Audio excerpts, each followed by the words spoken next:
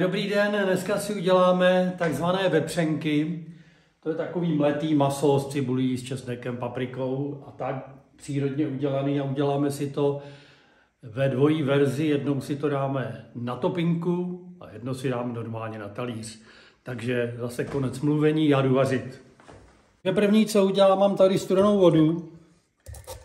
Mám tady trošku starší rohlík, takže ho takhle nakrájím a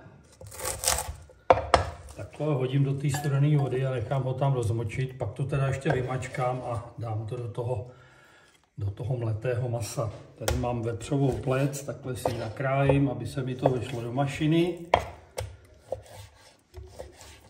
A teď si to prostě normálně umelu.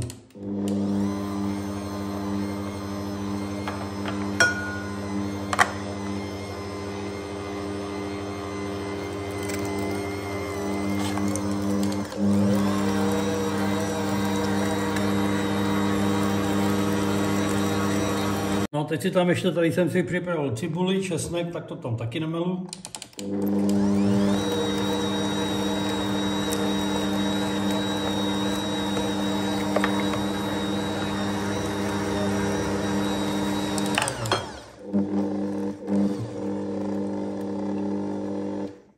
No a nakonec si takhle vymačkám tady ten namočený rohlík.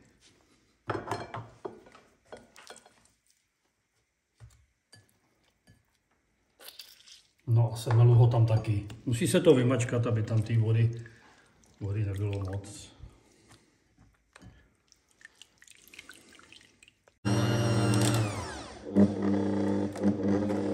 No, tak. To mám namleté, takže si to dám takhle do mísy.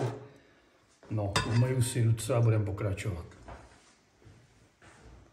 No a teď si tam můžeme přidat takhle kousek slaniny, aby to mělo chuť, protože slanina, nechci říct, že nic neskazí, ale téměř nic neskazí.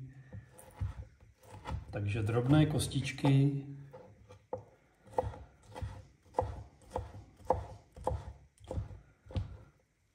No, šup tam s tím, tak ještě. No a teď budu ochucovat. Samozřejmě tam musím dát sůl, to vidím tak na tu žičku soli, dám tam trochu papriky, dám tam pepř, zase záleží na tom, jak to chcete mít. Tohle je věc, která by měla být pikantní, takže si to uděláme dobrý. Můžu tam dát takhle trošičku, opravdu na špičku, žičky jedlí sody. No a teď to prostě pomalučku zamíchám. Vidíte, už to mám skoro zamíchaný. Ještě tam kápnu trošičku studené vody, ono to bude takový vláčnější.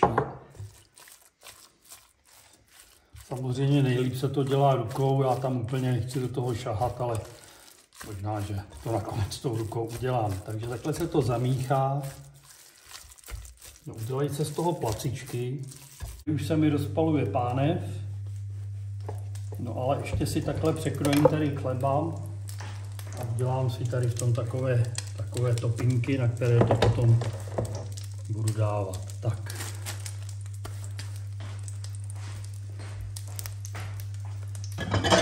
Takže takhle si namočím ruce. Vezmu si kousek této hmoty. No a takhle si ji hezky rozplácnu. Teď se mi to nějak tak. Nemusí se to dělat nějak zuřivě rychle.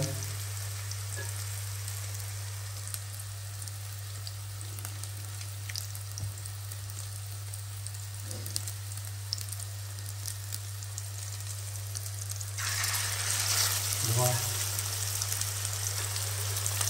Si tam dám 3.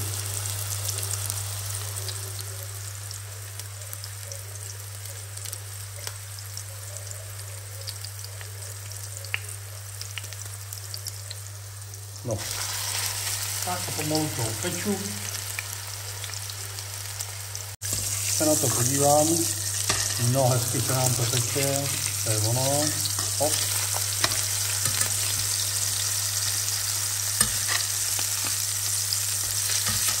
hop. Pomalučku uberu, ať se to dělá pomalu, tak. Tady mám zase cibuli, takže si ji nakrájím na taková kolečka, aby mi to šlo, tak si to takhle seříznu. Tím to potom ozdobíme nahoru.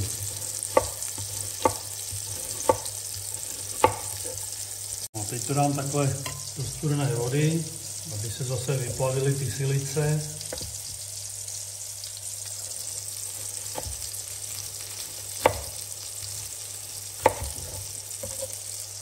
Tak, no. Počkáme, až se to všechno dodělá a budeme pokračovat. Se nám to dopejká, takže můžu takhle ty topinky, které jsem si udělal na sucho, takhle potřu hořticí.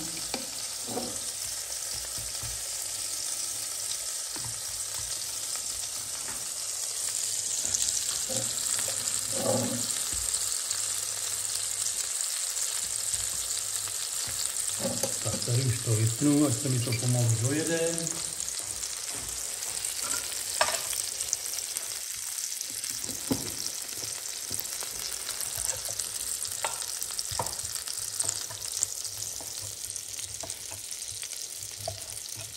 Takhle si můžu nakrájet kousky okurky.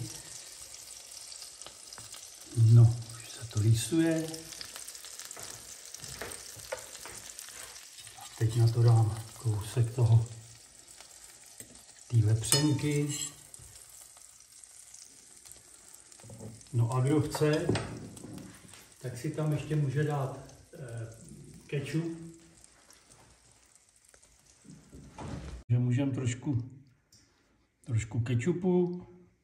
Kdo chce může, kdo nechce nemusí samozřejmě. Takhle, no nahoře tu vymáčenou cibulku jako ozdoba nahoru.